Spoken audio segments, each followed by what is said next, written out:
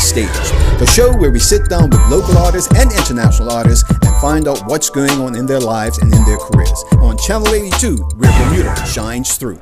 Hi, I'm Mr. Magic and welcome to Backstage. My guest today is international reggae artist Wayne Wonder.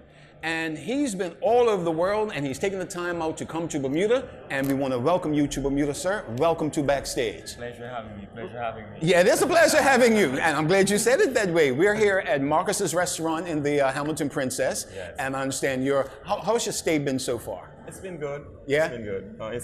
It's an island vibe. I always love the islands. I love the Caribbean, so, you know. Well, it is a great pleasure having you here and, coming here to perform. And like I said in the intro, you've been all over the world. Yes. If you were to pick one place, yes, and I'm sure it's going to be difficult, where would you say would be like your biggest audience, your biggest show? Where did that take place?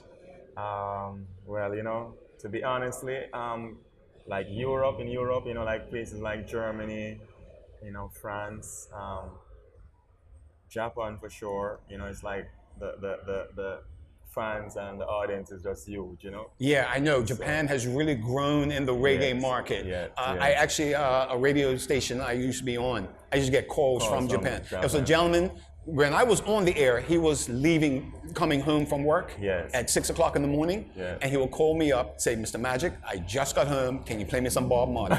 You know, so I know Japan has really grown in the world of reggae. So let's take it back. Wayne Wonder, where were you born?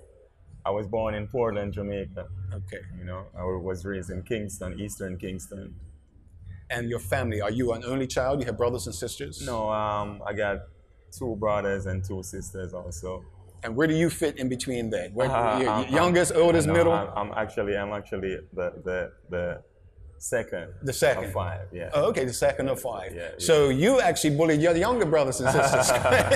No, I'm not a bully. I'm more laid-back type of person. You know? Oh, okay, all right, all right. They actually bullied me, you know. Oh, really? Yeah, they picked on you? It's like, toughen you up a little bit. Yeah, but you know, it's a ego, you know, it's all right. Yeah, family. So, and growing up, did you sing in church as a young child? I mean, was your family, you know, in that? Well, my mother, how I really got started, my mom, you know, sang in the choir. So it's like, as a youngster, you know, 6 years old, 7 years old, you know, she didn't have any babysitter. So, you know, choir practice. So I spent a lot of time with my mom at choir practice. Oh, good. So I guess from there, I started exercising my vocals, you know, start performing for my mother on the bedside, you know. So that's one of the early stories that she told me. Oh, that she told you? Okay. That's one of your earliest memories. Yeah. So, and you're speaking of exercising your vocals. Did you have vocal training? Did you have a vocal coach, later on in life? Yeah, definitely. Miss Marjorie Wiley, you know, a legend in Jamaica, you know. So,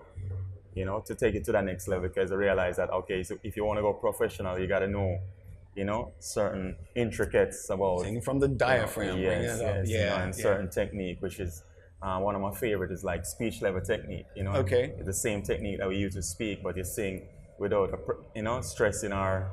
Yeah, no strings, you know, so it become more natural, so you can hold those notes longer. Yes. You know, that's why you named that song "No Letting Go."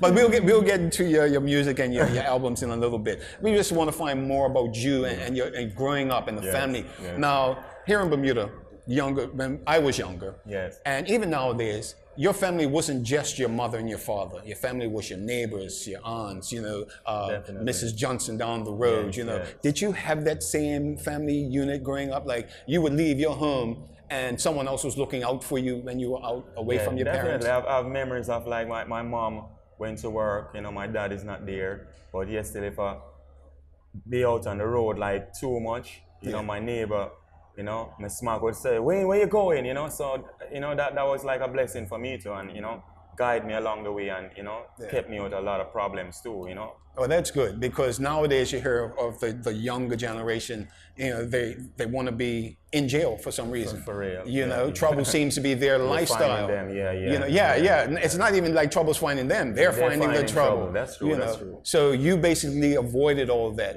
You know, you've had no serious drama, you know, in regards to that. No problems with the law. No, you're not wanted for anything, are you? because I don't want to, I don't want too close to, kidding around. No. So it's nice to know that you grew up in that atmosphere, of the neighborhood family unit, kept it tight. So when you started singing, you knew you wanted to sing. When did you really know that it's like, what, this is going to be my career? How old were you? Well, actually, I was raised in Eastern Kingston, a place called Raytown, I lived on Water Street, and Raytown is like just right down the road. So it's like at an early stage in my life, I keep hearing Raytown is where they keep the old hits. So it's like I kept hearing the history of the Jamaican music, where it's coming from, because in the early stage, like from 6:30, you hear like where the foundation of Jamaican music is coming from. So you hear the ska, you hear the early Prince Busters, you hear the Bob Marleys, you hear all the journey of Jamaican music. So I guess I gravitate towards that, and then I start my soul search, and it's just, I went into a studio once, and it's like from there, it's like the bug got you. I wanted to make a record. This is it, yeah. And I always go to like the bar and punch like records on the jukebox, where you select the records and you see the thing, pick it up and put it on the turntable. Yes. So it's like all 45. All of those visions. It's like, I'd really love a record. And then I was auditioned by Sly and Robbie. I was going there. You jumped the gun, because I had heard this story about you being associated with Sly and Robbie. Yeah, my first audition as an artist, I was auditioned by Sly Dunbar, by Sonic Sound Studio. Yes. And that's so cool. And that's when he said, I love your sound, and but unfortunately, they were going on a tour, so I actually didn't get to record for Sly until years after. Years after that. Yeah. But basically, they can say they discovered you. In regards to that. Yes. All right. Well, we're going to talk a little bit more, find out where you're going with your music, and what's coming up for you. Okay. Right after this, stay tuned to Backstage. My guest, Mr. Wayne Wonder, and he's here. We're having a great time, having a conversation. We'll be back right after this.